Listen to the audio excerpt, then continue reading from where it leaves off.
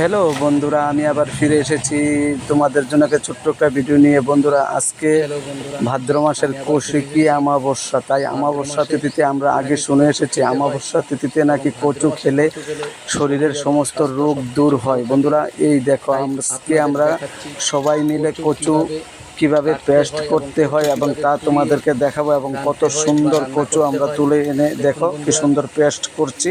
প্রথমে ছোটো ছোটো টুকরা করতে হবে এবং ছোটো ছোটো টুকরা করে এবং বড় টুকরা করেও রাখতে হবে। বড় টুকরা করে কচুগুলো ভালো করে ছুলে তারপর দেখো বন্ধুরা, দেখাচ্ছি তোমাদেরকে কীভাবে পেস্ট করতে হয়। এই দেখো আমাদের 2 টুকরো পেস্ট হয়ে গেছে।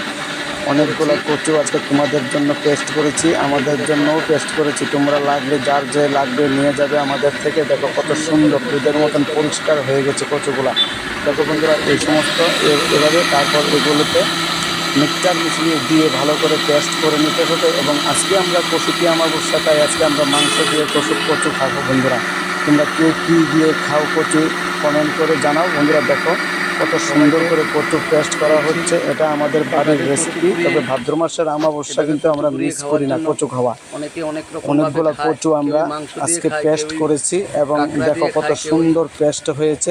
তোমাদের দেখার জন্য বন্ধুরা এই ভিডিওটা আপলোড করলাম। বন্ধুরা দেখো এবং তোমরা কমেন্ট করো কারা কারা কচু খেয়েছো এবং কারা কারা কচু খাওনি। বন্ধুরা দেখো তোমাদের জন্য কত সুন্দর কচুর, দেখো এটাকে বিষ কচু বলে, যার ইংলিশ নাম এনাম।